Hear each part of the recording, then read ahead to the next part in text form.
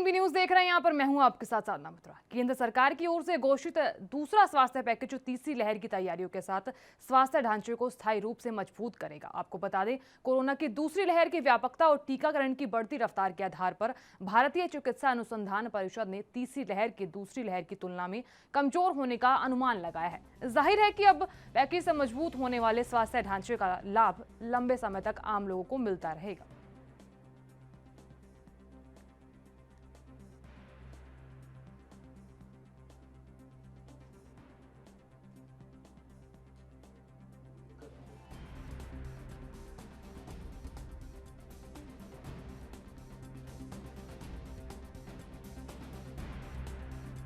आपको बता देते हैं कि यहाँ स्वास्थ्य सेवाओं की अब तस्वीर बदली जाएगी, यानी कि अब हर नागरिक को सुविधा मिलेगी।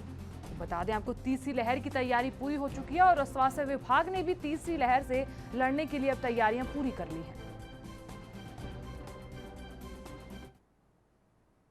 उधर उत्तर भारत के प्रसिद्ध हिल स्टेशन पर पर्यटकों का तांता लगा हुआ है और बड़ी संख्या में सैलानी शहर पहुंच रहे हैं, लेकिन यहां सोशल डिस्टेंसिंग का पालन नहीं हो रहा और इसी तरह पहाड़ों की रानी मसूरी में लगातार सैलानियों की भीड़ उमड़ रही है। बता देते हैं कि शहर के अधिकांश होटल सैलानियों से पैक हैं, लेकिन यहां शहर में आने वाले ज्यादातर सैलानी कोरोना गाइडलाइंस का पालन नहीं कर रहे। ऐसे में पुलिस प्रशासन ने भी सख्त कदम उठाए हैं। मंसूरी की बात करें तो मसूरी में प्रवेश करने के लिए सभी सैलानियों को कोरोना नेगेटिव जांच रिपोर्ट के साथ ही आना होगा और ये सब बातें अनिवार्य भी बताई जा रही हैं।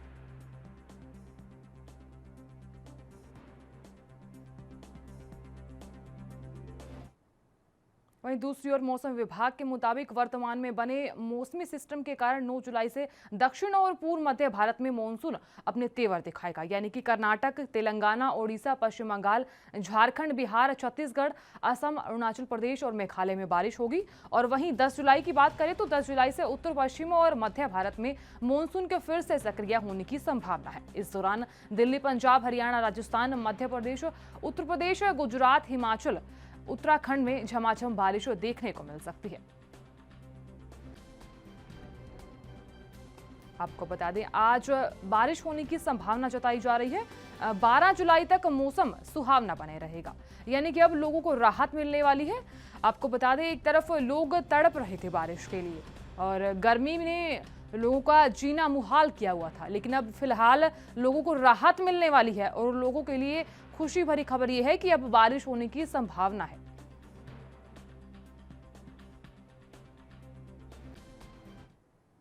और वहीं अनलॉक की प्रक्रिया में मेट्रो को पब्लिक के चालू कर दिया गया। आपको बता दें, पब्लिक के लिए यहां मेट्रो को चालू कर दिया गया है। जब से मेट्रो शुरू हुई है तब से ही मेट्रो स्टेशन के बाहर लंबी कतारें लगी हैं। आप तस्वीरों में साफ तौर पर देख सकते हैं, ये तस्वीरें यूपी के गाजियाबाद की है। मेट्रो स्टेशन के बाहर लगी लंबी कतार, सोशल डिस्टेंसिंग की जमकर धज्जियां भी उड़ाई जा रही हैं, लेकिन यहाँ कोरोना संक्रमण के फैलने का खतरा भी बना हुआ है। तस्वीरों में आप साफ तौर पर देख भी सकते हैं कि लंबी कतारें लगी हुई हैं। सोशल डिस्टेंसिंग का बिल्कुल भी पालन नहीं किया जा रहा। कोरोना के संक्रमण से लोगों को बचाने के लिए सरकार लगातार मास्क लगाने की और सोशल डिस्टेंसिंग बनाए रखने की अपील कर रही है। वहीं जमीनी स्तर की बात करें तो जमीनी स्तर पर सोशल डिस्टेंसिंग की जमकर धज्जियां उड़ाई जा रही हैं। तस्वीरें आपको बताई थी जिस तरीके से कि गाजियाबाद के शहीद स्थल न्यू बस अड्डा मेट्रो स्टेशन की है, जहां लोग काफी ज्यादा परेशान हैं। रोज भीषण गर्मी में उन्हें लंबी लंबी लाइन में इंतजार करना पड़ता है। लंबी लाइन में सोशल डिस्टेंसिंग की जमकर धज्जियां भी उड़ाई जा रही है और यहां आम जनता की जिम्मेदारी ये है कि वो सोशल डिस्टेंसिंग का पालन करे और साथ ही गाजियाबाद प्रशासन को भी सोशल डिस्टेंसिंग का पालन कराने के लिए व्यवस्था पूरी करनी चाहिए।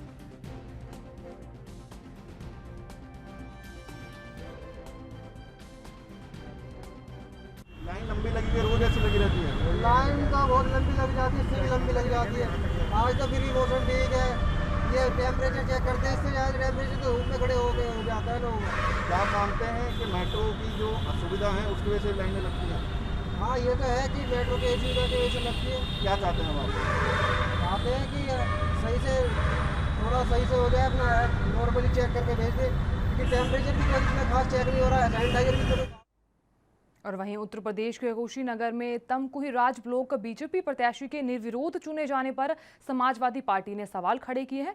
यहां सपा नेताओं का आरोप यह है कि ब्लॉक प्रमुख का पर्चा भरने गई सपा प्रत्याशी के साथ मारपीट की गई। हालांकि एक वीडियो भी सामने आया जहां सपा प्रत्याशी मीना को गेट के अंदर प्रवेश करने से रोका जा रहा है।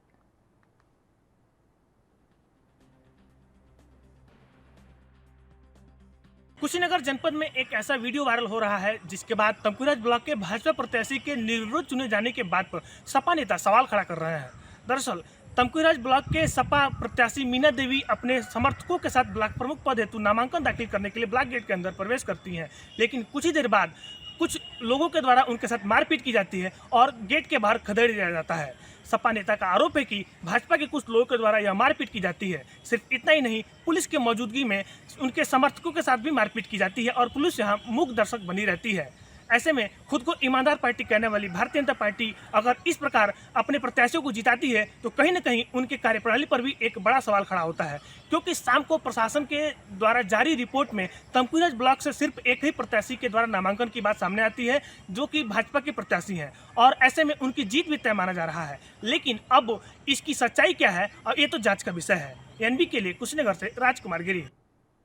और अब खबर यूपी के गोंडा से है, जहां जिले में 15 ब्लॉक में 11 ब्लॉक पर निर्विरोध बीजेपी ने जीत हासिल कर ली है। और कल की बात करें तो कल 4 ब्लॉक पर ब्लॉक प्रमुखी का मतदान होना है और पुलिस ने सभी तैयारियां भी पूरी कर ली हैं। बताया जा रहा है कि मतदान होने से पहले 24 घंटे के अंदर गोंडा पुलिस ने विभिन्न मामलों में वांछित और दंडात्मक कार्रवाई करते हुए यहाँ 76 लोगों पर कानूनी कार्रवाई की है। आपको बता देते हैं कि इस मामले में 2 लोगों की गिरफ्तारी हुई है और यहाँ आर्म्स एक्ट के तहत अगर बात कर ली जाए तो 3 लोगों को गिरफ्तार भी किया गया है। तो वहीं अवैध शराब में संलिप्त 6 लोगों की गिरफ्तारी भी की गई है। और कुल मिलाकर अगर बात करें तो यहाँ गोंडा पुलिस ने कानून व्यवस्था को बनाए रखने के लिए 76 लोगों पर कार्रवाई करते हुए गिरफ्तार कर न्यायालय के समक्ष पेश किया है।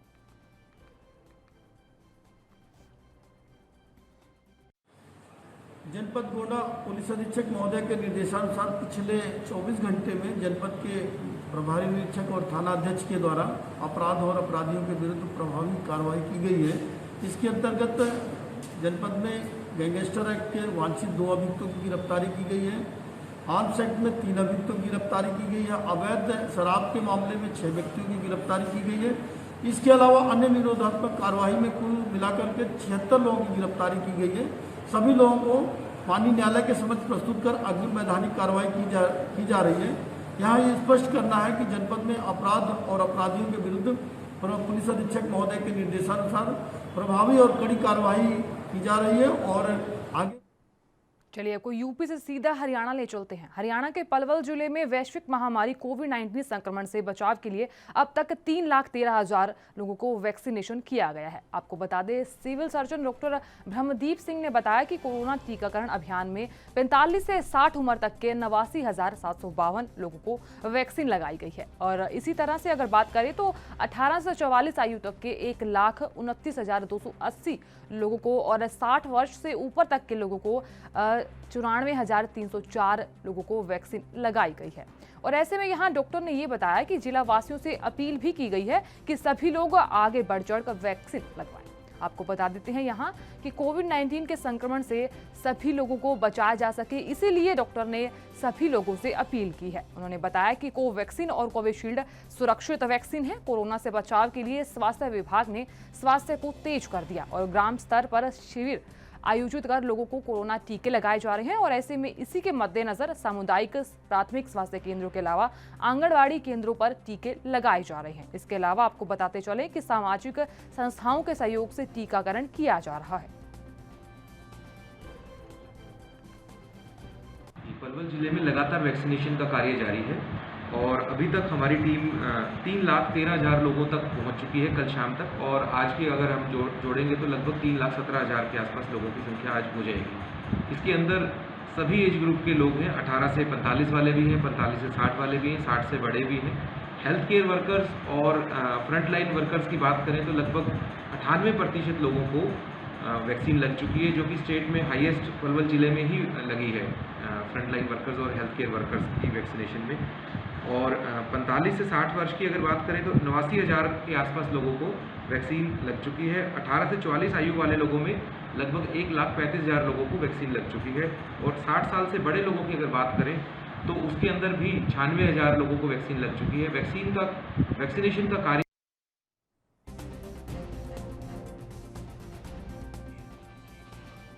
आपको बता दें, पलवल जिले में वैक्सीनेशन लगातार जारी है और 3 लाख से ज़्यादा लोगों को वैक्सीन लग चुकी है। और इसी की बात करें तो यहाँ सिविल सर्जन डॉक्टर ब्रह्मदीप ने जानकारी भी दी है और सभी लोगों से अपील भी की है कि सभी लोग वैक्सीन जरूर लें।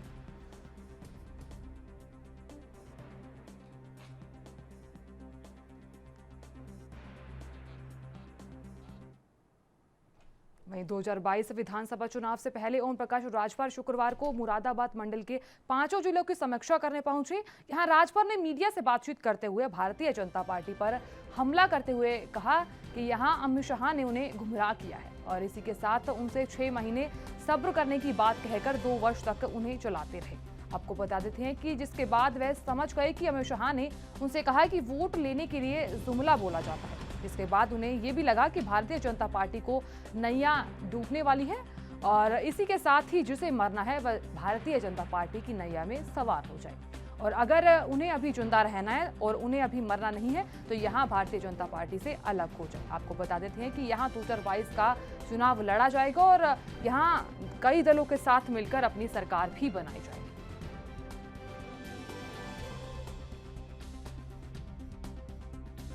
देखिए, मैं मिनिस्टर था, मेरे साथ वो थे, हमारा उनका व्यक्तिगत अपना संबंध है, दल अपनी जगह है और व्यवहार मानवता की वजह से उन्होंने अपना पीए भेजा कि हम आना चाहते हैं मिलने, तो यहाँ भीड़ बहुत थी, पार्टी के नेता ज़्यादा थे, तो हमने कहा कि यहाँ ठीक नहीं है, तो मैं खुद उनके यहाँ चला गया था और कोई बात नहीं। अच्छा, जैसे जिस तरीके से आप सभी से मिल भी रहे हैं विपक्ष से, तो क्या लगा जाए कि तो आ सकता से मिले, क्या वही प्रयास लगाएगा ये पर्सनल आपका कोई? नहीं, हमारा पर्सनल उनका मिलन है। देखिए, आपको 2 टूक बात बता दें, बीजेपी में जो नेता हैं, खासतौर से जो बैकवर्ड हों, चाहे सामान्य वर्ग के हों, चाहे शेड्यूल कास्ट के जो भी हैं, हमारा जिनसे जब मैं मिनिस्टर था तो हमारा एक अच्छा संबंध था और उसी संबंध के निर्वहन को लेकर के हम मिलते जुलते हैं। राजनीति अपनी जगह है।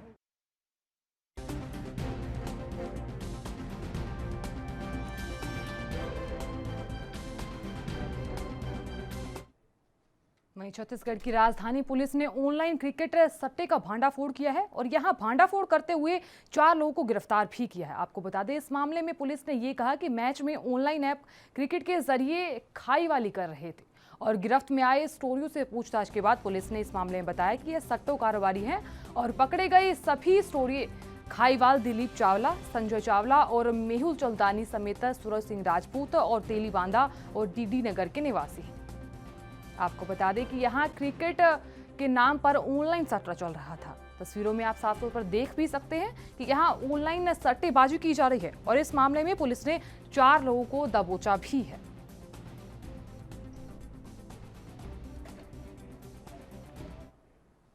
और वहीं बात कर लेते हैं मध्य प्रदेश के बालाघाट में, जहां 6 जुलाई की शाम से मायके से लापता नवविवाहित का शव खेत में फांसी पर लटका मिला।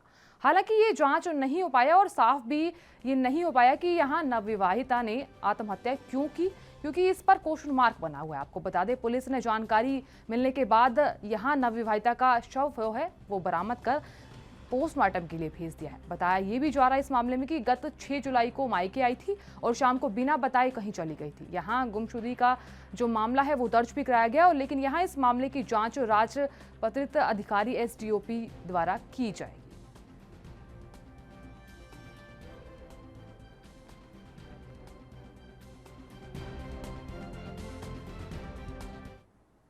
और यहाँ लेंगे छोटा सा ब्रेक, जल्द हाजिर होंगे।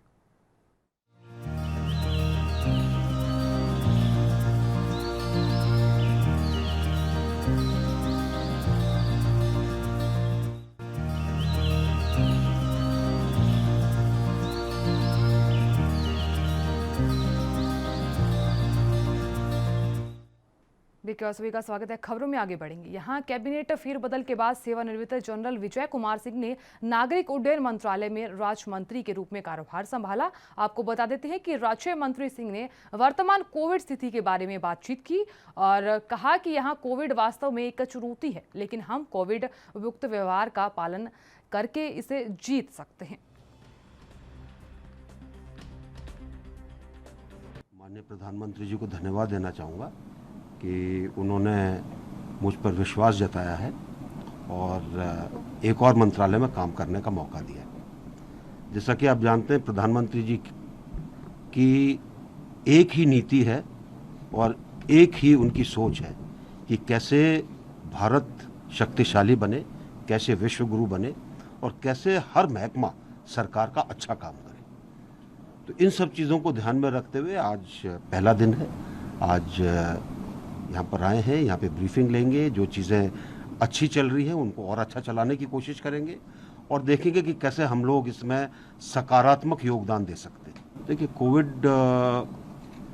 चुनौती ज़रूर है, लेकिन अगर हम सब देशवासी मिलकर प्रयत्न करें तो हम जीत सकते हैं। वो प्रयत्न क्या है, जो भी प्रोटोकॉल हैं उनका हम पालन करें, बाकायदा जो चीज़ें सरकार बताती है उनके ऊपर चलते रहें और सब लोगों को कहें कि आप भी इसके ऊपर चलो। जितना आप अपने आप को बचा के रखेंगे उतना दूसरे भी बचे रहेंगे और यही एक तरीका है। बाकी सरकार अपनी तरफ से प्रयासरत है कि अच्छे से अच्छी सुविधाएं लाई जाए, ज़्यादा से ज़्यादा सुविधाएं लाई जाए, लेकिन उन सुविधाओं की परवाह ना करते हुए हम अपने आप को बचा के रखें तो सबसे। और वहीं दूसरी ओर पेट्रोल डीजल की बढ़ती कीमतों को लेकर कांग्रेस लगातार प्रदर्शन करती हुई नजर आ रही है। और अब बात पुणे के महाराष्ट्र की कर रहे हैं, जहां कांग्रेस अध्यक्ष नाना पटोले की अध्यक्षता में कांग्रेसियों ने मोदी सरकार पर जमकर हमला बोला। इस मौके पर यहां नाना पटोले ने कहा कि ऐसी सरकार को सत्ता में रहने का कोई अधिकार नहीं है।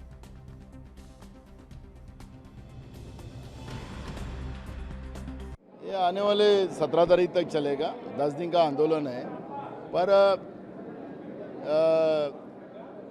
कल वो केंद्रीय मंत्रिमंडल में जो फेरबदल हुए तो उसमें हमारी भूमिका स्पष्ट है कि डब्बे बदलने से नहीं चलेगा, इंजन को ही बदलना पड़ेगा, क्योंकि इंजन बदलेगा तो ही देश बचेगा। आज आपने देखा होगा कि डीजल, पेट्रोल, गैस की कृत्रिम प्राइजें इन लोगों ने बढ़ाई, बेरोजगारी बढ़ी, पब्लिक सेक्टर बेचने का काम इन लोगों ने शुरू किया, देश बेचने का काम शुरू किया। और ऐसी सरकार को केंद्र में रहने का कोई अधिकार नहीं जो आम लोगों की दिक्कतों को नहीं समझती है। और इसलिए महाराष्ट्र के कोने कोने तक लोगों के दिलो दिमाग में जो मोदी सरकार का विरोध जो है उसको साथ में लेकर हम लोग ये लड़ाई शुरू कर दिए। तुरंत डीजल, पेट्रोल, गैस के दर कम करवाया जाए, देश के सब लोगों को वैक्सीन देने की व्यवस्था बनाया जाए जिससे लोगों की जान बचे।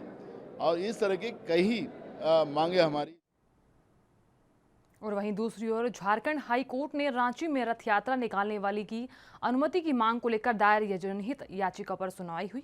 और आपको बता देते हैं कि इस सुनवाई के दौरान प्रार्थी की ओर से पूर्व अधिवक्ता और वरीय अधिवक्ता अजीत कुमार ने अदालत के समक्ष पक्ष रखा और ये भी बताया जा रहा है कि अदालत को ये बताया कि यहाँ छिन्नमस्तिका मंदिर के मामले में उच्च न्यायालय द्वारा राज्य सरकार के स्तर से उच्च निर्णय लेने जाने का आदेश पूर्व में पारित किया गया था। और वर्तमान में राज्य के जगन्नाथ मंदिर, जहाँ 300 वर्षों से ज्यादा वक्त से रथ यात्रा निकालने की परंपरा है, इस रथ यात्रा में राज्य भर के लोगों की आस्था जुड़ी हुई है, इसलिए सरकार से उचित आदेश दिया जा सकता है। और हाईकोर्ट ने मौखिक टिप्पणी करते हुए कहा कि स्थिति को वर्तमान देखते हुए यहां जो निर्णय लिया जाएगा वो योग्य है।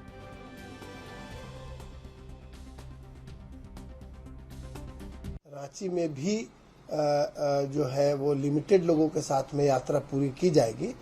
तो उड़ीसा विकास परिषद के मामले में जो माननीय सर्वोच्च न्यायालय ने शर्तें निर्धारित किए हैं, उन्हीं शर्तों के आधार पर जो है वो यात्रा पूरी किए जाने का निर्णय सरकार भी ले सकती है। आज न्यायालय ने ये भी कहा कि चूंकि ऑर्डर निकलने में थोड़ा विलंब भी हो सकता है, तो मौखिक तौर पे जो सरकारी अधिवक्ता उपस्थित थे न्यायालय के समक्ष, उनको निर्देश दिया गया है न्यायालय के द्वारा कि वे जो है वो इस आदेश के बारे में सूचना देंगे राज्य सरकार को और राज्य सरकार समेकित तौर पर सभी विषयों को देखते हुए ऐसा निर्णय ले सकेगी कि ये यात्रा हो, और यदि हो तो किन और वहीं यूपी के देवरिया जिले में एक कोरोना मरीज में डेल्टा प्लस वेरिएंट पाया गया। हालांकि मरीज की 29 मई को मौत हो चुकी है, लेकिन यहाँ जिले में डेल्टा प्लस के दस्तक से स्वास्थ्य विभाग में हड़कंप मच गया है। बता देते हैं कि गुरुवार को स्वास्थ्य अधिकारियों की टीम मरीज के गांव पहुंची और उसका ब्यौरा, केस हिस्ट्री ली गई और बुजुर्ग की जो उम्र है वो 66 साल की थी। बता दें आपको ये भी कि 17 मई को कोरोना पॉजिटिव पाई गई थी और इलाज के लिए उन्हें BRD मेडिकल कॉलेज में भर्ती भी कराया गया था। और लेकिन यहाँ जिस तरीके से उन्हें भर्ती कराया गया उनके बाद उसकी मौत हो गई। बुजुर्ग की मौत से पहले सैंपल को जांच के लिए भी अस्पताल में भेज दिया गया था।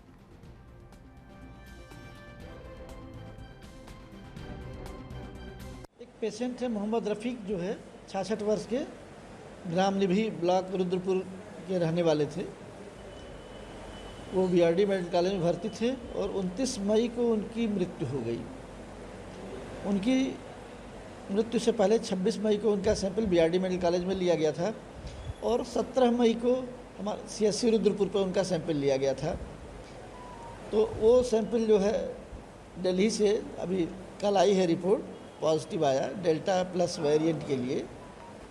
सूचना मिलते ही मैं स्वयं निबही गांव में गया, हमारे IDSP टीम पूरी गई, हमारे डिस्ट्रिक्ट सर्विलांस अफसर वहां गए थे, हमारे एडिशनल CMO जो उस क्षेत्र के हैं वो, हमारे मेडिकल अफसर इंचार्ज और उनकी पूरी टीम वहां गई है। वहां कल सर्वे हुआ, आज सुबह से हमारी पूरी टीम वहां वैक्सीनेशन और सैंपलिंग दोनों कार्य कर रही है।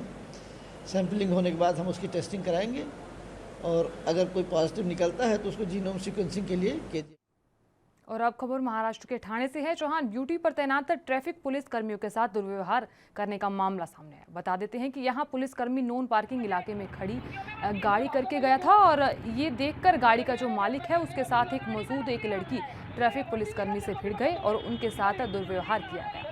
तस्वीरों में भी देख सकते हैं आप किस तरह से ये अभद्रता भी की जा रही है और दुर्व्यवहार किया जा रहा है। आपको बता देते पुलिस ने दोनों के खिलाफ IPC संबंधित धाराओं के तहत ऑन ड्यूटी ट्रैफिक पुलिसकर्मी के साथ दुर्व्यवहार करने का मामला दर्ज किया है। और यहाँ मामला दर्ज होते ही अभियुक्त के सुर भी बदल गए और थाने में पुलिसकर्मियों से माफ़ी भी मांगने लगा। और यहाँ आप ये पूरी वीडियो भी देख सकते हैं और ये वीडियो जो है वो बदसलूकी का वीडियो है।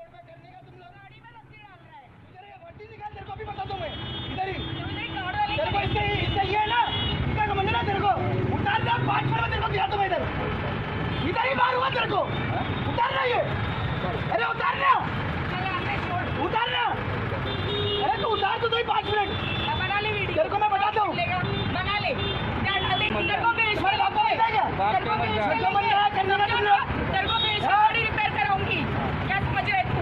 क्यों में मत गिन, लेकिन आपका पैसा गिरा, जो मन में है रोड पे करने का तुम लोग, गाड़ी में रस्सी डाल रहा है, इधर ये वड्डी निकाल, तेरे को भी बताता हूँ मैं, इधर ही, तुम्हारा किसी के साथ नहीं करूँगा। तो पहले सोचना मांगता था ना, हो गई गलती।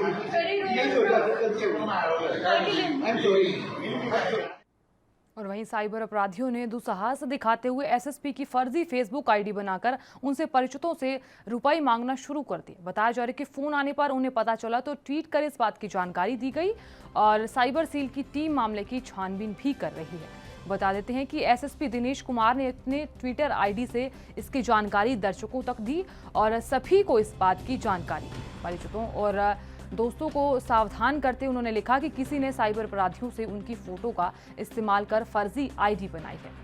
फ़ोन या मैसेज आने पर रुपए ना दें। 1 साल पहले जालसाजों ने तत्कालीन ADC जोन दावा शेरपा की फर्जी ID बनाकर उनसे रुपए मांगे थे। तो यहाँ आपको बता दें कि मुकदमा साइबर थाना में दर्ज हुआ था, लेकिन यहाँ जालसाज पकड़ में नहीं आए थे। अब फिलहाल मामले में SSP दिनेश कुमार P ने बताया कि फर्जी ID बनाने वाले जालसाज का अब नंबर मिला है और यहाँ इसकी सेल छानबीन भी की जा रही है और जल्द ही आरोपियों को गिरफ्तार भी कर लिया जाएगा। करना चाहता हूँ, ये आपने मेरा पर्सनल फेसबुक ID और व्हाट्सएप ये ट्विटर ID हैक नहीं हुआ है, बट एक फर्जी ID बनाया गया है कि मेरे नाम लगा के व्हाट्सएप में किसी और के नंबर पे मेरा प्रोफाइल पिक्चर लगा के मेरे दोस्त एवं परिचित लोगों से हम कष्ट में हैं, हम इमरजेंसी में हैं, ऐसे करके पैसे मांगने की कोशिश हुई है। जैसे ही मेरे संज्ञान में आया है, मैं तत्काल साइबर थाने को कंप्लेंट दर्ज करवाने के लिए एप्लीकेशन भेज दिया है। उसमें प्रथम दृष्टया इंक्वायरी चल रही है, जल्दी से जल्दी उनको पकड़ा जाएगा। और वहीं यूपी के लखनऊ की बात कर लेते हैं, जहां नवाब वाजिद अली शाह जुलाजी कल गार्डन में 4 लोगों के मामला सामने आया। जहां आपको बता दें कि 4 भाग शावक आगंतुकों के आकर्षण का केंद्र बन गए और इसी मामले में इन भाग शावकों को उत्तर प्रदेश के पीलीभीत टाइगर रिजर्वों के जंगलों से बचाया गया। डॉक्टरों ने इन बाघ शावकों को चिकित्सीय अध्ययन में रखा और बाद में उन्हें चिड़ियाघर में छोड़ दिया गया। आपको बता दें कि 4 जो टाइगर हैं वो शावक बंगाल टाइगर की नस्ल के हैं। तस्वीरों में आप साफ तौर पर देख सकते हैं कि यहाँ गार्डन के निदेशक ने इस बात की जानकारी दी है और ये पूरा मामला यूपी के लखनऊ से है, जहाँ शावकों ने पर्यटकों को मंत्र मुग्ध कर दिया।